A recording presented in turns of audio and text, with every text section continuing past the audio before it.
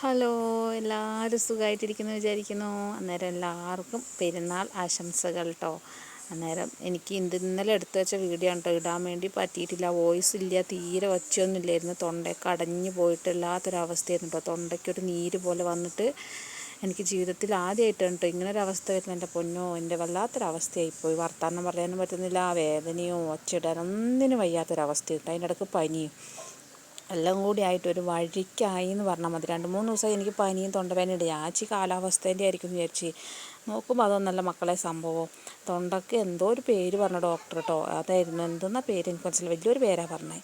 അതായത് തൊണ്ടയിൽ നമ്മളെ അണ്ണാക്കിൻ്റെ ഇവിടെ അങ്ങനെ ഒരു നീര് പോലെ വന്നിട്ട് ഇങ്ങനെ മുട്ടുക. അതെന്തോ ഭാഗ്യത്തിന് തുടക്കത്തിലേ കാണിച്ചല്ലേ, എൻ്റെ അണ്ണാക്ക് മൊത്തം നീര് വന്ന് പോയേനെ.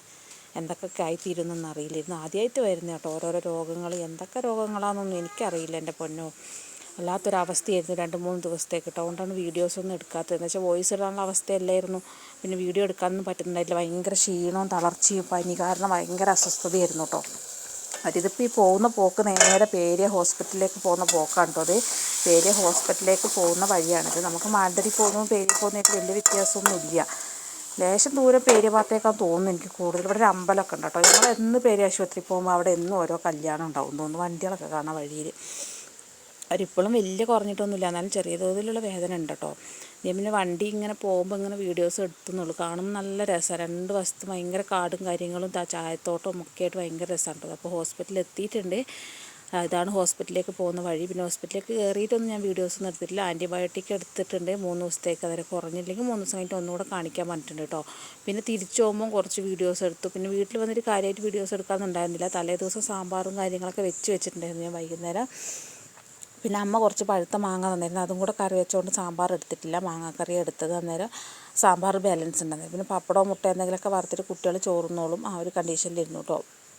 പിന്നെ വീട്ടിലൊക്കെ വന്നു കഴിഞ്ഞപ്പോഴാണ് ഇവർക്ക് എല്ലാവർക്കും കൂടെ ഒരു പൂതിയൊക്കെ വന്നത്, ബീഫും നെയ്ച്ചോറും കഴിക്കണമെന്ന്. പിന്നെ നമുക്ക് വയ്യാന്നുണ്ടെങ്കിൽ നമ്മൾ ഇവർക്ക് എന്താ തിന്നണ്ടേന്ന് തോന്നുന്നു നമ്മൾ വെച്ചുണ്ടാക്കി കൊടുക്കുക എന്നുള്ളൊരു ഉത്തരവാദിത്വം നമുക്കുണ്ടല്ലോ. മറ്റുള്ളവരെ നമ്മളെ വയ്യായിക നമ്മൾ മറ്റുള്ളവരെ അറിയിക്കുന്നൊരു ശീലം എനിക്കില്ല കേട്ടോ. എത്ര വയ്യെങ്കിലും ഞാൻ ഈ മറ്റുള്ളവരെ അത് അറിയിക്കലില്ല. എൻ്റെ ശരീരത്തിൻ്റെ ക്ഷീണവും കാര്യങ്ങളും ഞാൻ മറ്റുള്ളവരെ അറിയിക്കലേ ഇല്ല കേട്ടോ. അതിവിടെ എല്ലാവർക്കും നന്നായിട്ട് അറിയുകയും ചെയ്യാം.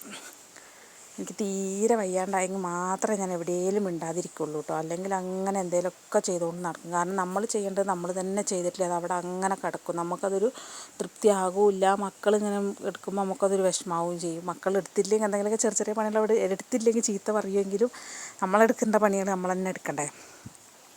പിന്നെ പെരുന്നാളല്ലായിരുന്നു, ഇന്നിപ്പോൾ പെരുന്നാളല്ല. അന്നേരം ഇന്നലത്തെ വീഡിയോ ഉണ്ടോ അത്. അന്നേരം പിന്നെ ലേശം നെയ്റ്റിയും കാര്യങ്ങളൊക്കെ അടിക്കാനുണ്ടായിരുന്നു. പിന്നെ അവർ വിളിച്ച് ചോദിച്ചാൽ പിന്നെ ഞാൻ വയ്യാന്ന് പറഞ്ഞില്ല, അതും അടിച്ചു കൊടുത്തു. അതിൻ്റെ ഇടയിൽ കൂടെ ആകെപ്പാട് അസ്വസ്ഥതയും ക്ഷീണം ഉണ്ടെങ്കിലും 10 റുപ്യ കിട്ടുന്ന നമ്മൾ കളയണ്ടല്ലോ എന്ന് വിചാരിച്ച് അതൊക്കെ അങ്ങ് അടിച്ചു കൊടുത്തു കേട്ടോ. 2-3 നെയ്റ്റി ഉണ്ടായിരുന്നു അടിക്കാൻ, അതൊക്കെ അടിച്ചു കൊടുത്തു. നേരം ഒന്നും തീരെ വയ്യായിരുന്നു കേട്ടോ, തലയൊന്നും പൊന്തുന്നുണ്ടായിരുന്നില്ല. ഞാനിത് അടിക്കുന്ന നേരം കൊണ്ട് അവരെന്താക്കി, ഏട്ടനും അനിയനും കൂടെ ബീഫൊക്കെ മുറിച്ച് ക്ലീനാക്കുന്ന സമയം കൊണ്ടാണ് കേട്ടോ ഞാൻ വേഗം ഈ നൈറ്റി അങ്ങ് അടിച്ച് തീർത്തത്. ഇതങ്ങ് അടിച്ച് തീർത്ത് കഴിഞ്ഞാൽ പിന്നെ അത് അടുപ്പത്ത് വെക്കാമല്ലോ എന്ന് വിചാരിച്ച്. അത് അവരവിടെ മുറിക്കേണ്ടത് ചക്കര പതുക്കെ പോയിട്ട് വീഡിയോ എടുത്താണ് കേട്ടോ. ബ്രേക്ക്ഫാസ്റ്റ് ഇരുന്നിട്ട് ഇവർ മുറിക്കുകയാണ്, ഏട്ടനും അനിയനും കൂടെ. അന്നേരം ഷാണിന് എന്താക്കി ഉച്ചയ്ക്ക് പോയിട്ട് ഫോണിന് തീരെ സൗണ്ടില്ല. ഷാണിന് അന്നേരം പോയിട്ടൊരു സ്പീക്കർ വാങ്ങിയിട്ട് വന്നാണ് കേട്ടോ. അത് പാട്ട് വെക്കുന്നത്, കുഞ്ഞാമ്പൂന് എപ്പോഴും പാട്ട് വെക്കണം. അന്നേരം കുട്ടി ഞെക്കി, അന്നേരം അത് പോയിട്ട് വാങ്ങിയിട്ട് വന്നിട്ട് അന്നേരം അതിൻ്റെ അകത്ത് അങ്ങനെ തകർപ്പം പാട്ട് അങ്ങനെ പാടുന്നത് ഷാണിൻ്റെ ഫോണിൽ. അത് ഏട്ടനും അനിയനും കൂടെ കണ്ടോ. ബീഫൊക്കെ നന്നാക്കുക കേട്ടോ. ആയിക്കോട്ടെ. അന്നേരം ബീഫൊക്കെ നല്ല അടിപൊളിയായിട്ട് വരട്ടിയെടുത്തിട്ട് ആ കുട്ടീൻ്റെ കയ്യിൽ മുറിയുണ്ട് കേട്ടോ.